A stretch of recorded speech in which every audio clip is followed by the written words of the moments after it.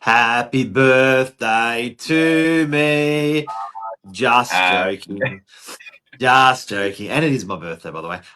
Guys and girls, the killer of the most valuable thing in most people's assets, capital growth, is tied back to one thing. We're going to talk about supply and capital growth and how capital growth can be killed by supply. Stay tuned.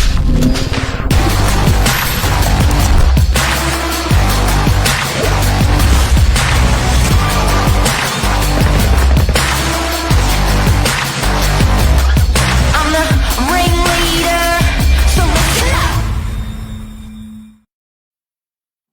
Good This is a morning, scary birthday boy. morning, Josh. Scary, scary. He's getting How close scary to were the that figures figure. you were just running? Oh yes, yes, I know. It's quite eye-opening, isn't it? Oh, I can't believe it. It's definitely a massive discrepancy between suburbs we've highlighted as low supply stock, new stock coming in, versus your areas like Zetland, your Homebush, your Epping, where we've seen mass supply of generally apartment buildings, multi-level, quite big. So yeah, it was definitely eye-opening having a look over that data through RP data this morning, wasn't it? Oh, have you ever been attracted to high supply suburbs? Like, buying something out west because it's cheap? No, I haven't really. And even if we went through all the suburbs that we just went through, then Homebush, Epping, Mascot was in there. I mean, probably Mascot would probably be the closest on top of my list, but the rest probably no, wouldn't be in my top 10. Which is strange, isn't it? That they pick those areas to build up so much. It's nuts. Well, it just affects. I think it's the supply that actually the areas are actually good, but the supply is what kills it. To Mm. take it from the top, when you buy a property in a good suburb, you can expect in Sydney over the performance of the last 100 years that it's going to double every 10 years. And it's going to continue to double every 10 years. That's just what Sydney does. It's done it 100 years, 50 years, and 30 years.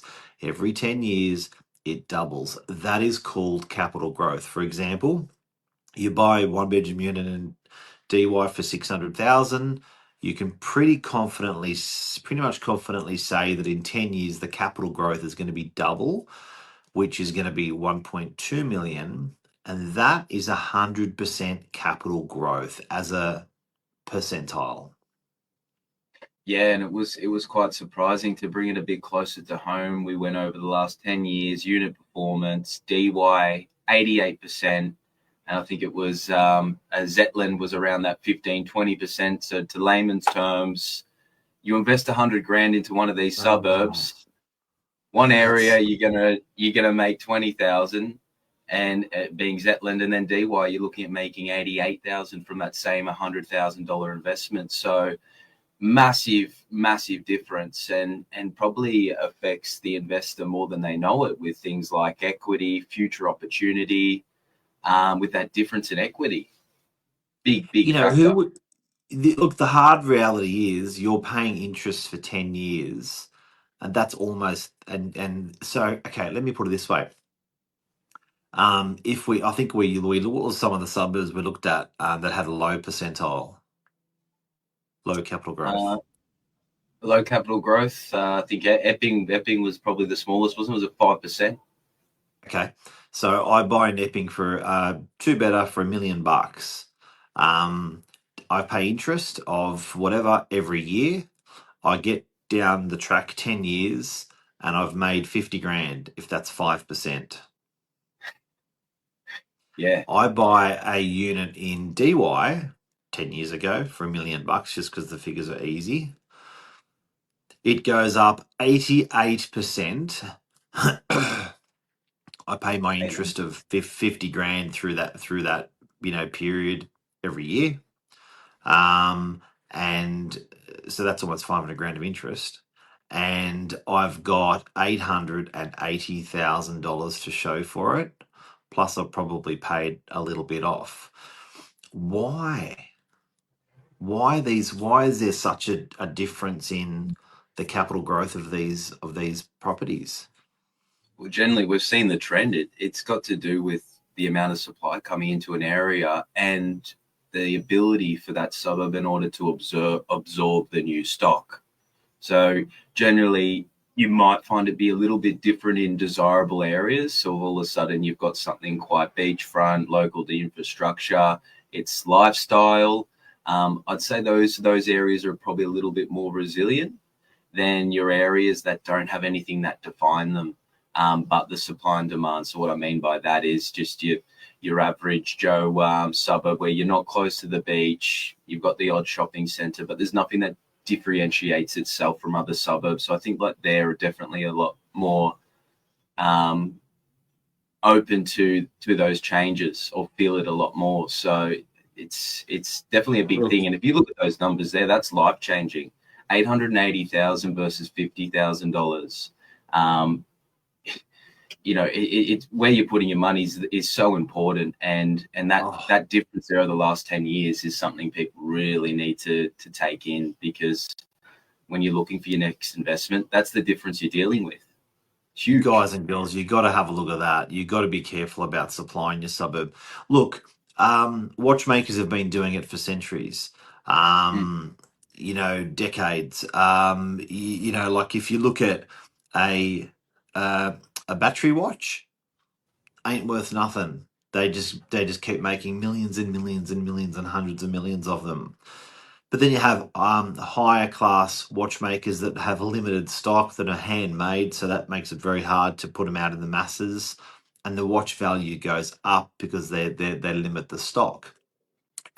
People may be confused looking at a place like DY and going, I drive down that main road and there's a shit ton of units there. That's crap. There's a lot of stock in DY. There's actually proportionately not. So to give you an idea, some of these suburbs in Sydney that have had poor capital growth, too much supply to enjoy good capital growth, they have doubled in 3 years their stock in the whole suburb. They have tripled in 7 years the stock in the whole suburb. They've octupled over a 15-year period. So it's not just a 3x or a 2x. It's actually doubling on the double. So if you look at places like Alexandria and Zetland, they started off with virtually no units 15, 20 years ago. They went to 2,000 units. Everyone went, wow. They went to 4,000. Everyone went, ooh. They went to 8, 16, and 32,000 in that precinct, all in a 15-year period. That's a lot of stock dropped in. DY had 9,000, 8,800 units and went to 9,600 units in 15 years. So it didn't even change proportionally by 10%. Whereas some of these other suburbs that have had poor capital growth have had like 30x over a 10-year period. It's scary.